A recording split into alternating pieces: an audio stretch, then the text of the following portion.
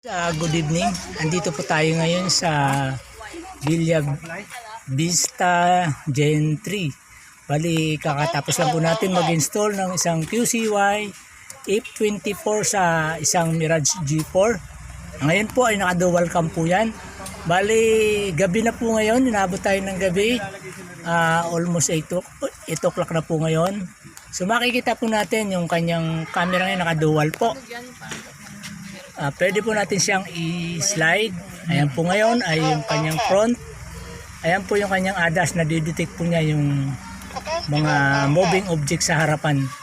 Then ito naman po yung kanyang back cam. Natitilt po yan up and down. Depende po sa settings na gusto po natin. Ito po yung kanyang brightness. Ayan. So QCY F24 version 2 po sa isang Mirage G4. At ito po yung kanyang wifi naman. Pwede po natin siyang i-connect para sa mabilis natin pag-review ng mga file. So guys, thank you. Ayan po, nakataas po yung kanyang trunk.